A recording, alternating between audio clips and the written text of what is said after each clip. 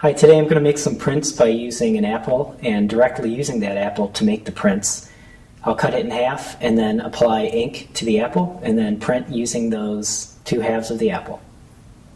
So first, I guess I'll cut the apple in half without harming myself there. And then I have some watercolor inks here, and I guess I'll just directly apply the watercolor inks to one side of the apple to start. And not use too much water because the apple already has some water in it. Okay. Then I have some papers underneath my main paper here just to give some cushion to the print. I might try using some stamp ink, some red stamp ink, and overprint that really quickly just to try to get some more color into it.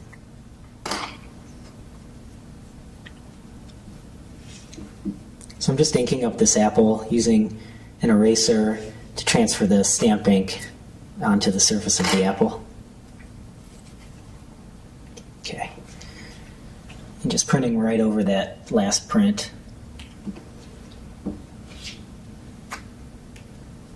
And the colors, are a little nicer. I might just get a second print just directly of the stamp ink to kind of just get a sense of the shape of the apple.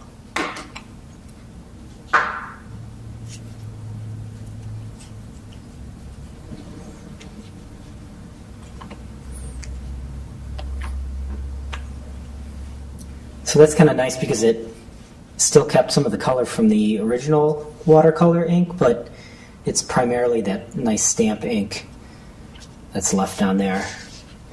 So I might try just inking up a new side of this apple with some different colors. This is a little pink.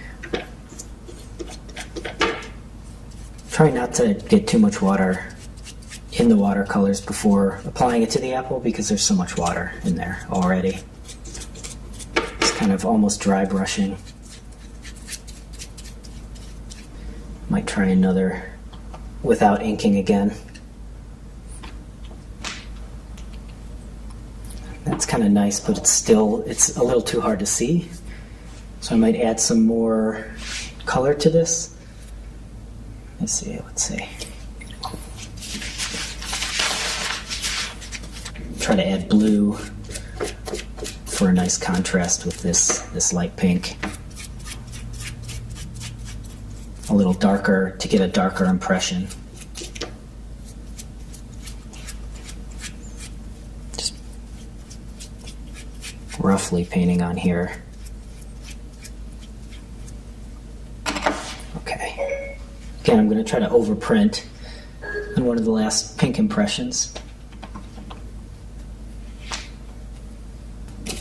Try to get some darker color, darker blue. Might even try mixing colors directly on the apple. Get a kind of a gradient.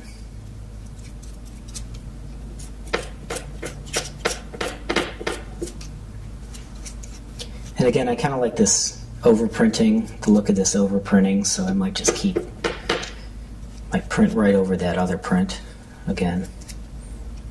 Need a little darker around the edges, maybe try to get some depth in the print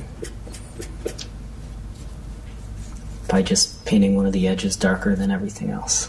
Let's see.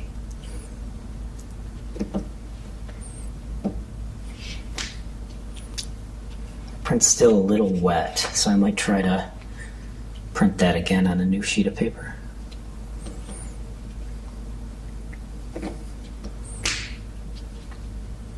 Print that twice, and then maybe I'll take the other apple with the stamp ink and overprint with that to get the contrasting colors and shapes of the two different apple slices, or two different apple sections.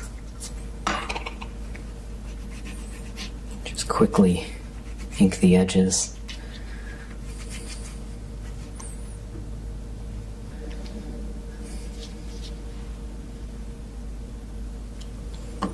just an overprint. And we'll try one more. I see it transferred some ink from the paper back to the apple, which could be cool. Try one more print.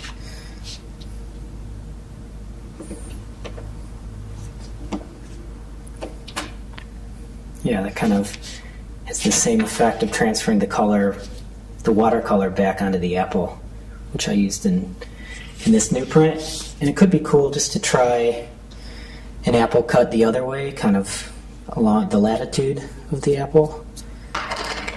Just get that contrasting shape in there.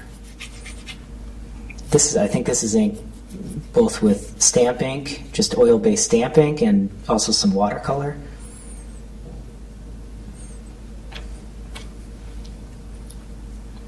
That's kind of nice because it's kind of faking the dimension of the apple a little bit. So I'm going to try to finalize some of these prints with some oil pastels and some just colored pencil. Maybe add in the leaves, the stems, the seeds to kind of maybe denote more of an apple from these prints. So I can start making a little leaf shape, kind of getting the outline of that. And maybe put in a little stem here. And then finalize it, maybe put a couple seeds just in the center. Using some charcoal. Maybe use a couple colors there. And then working in those leaves a little bit to add some depth with a second green. And get that stem back on top. So maybe I'll work into these ones with the colored pencil instead of the oil pastel.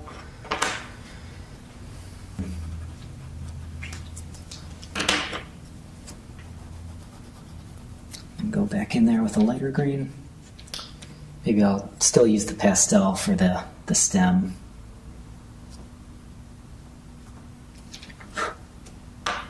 And the charcoal for the seeds.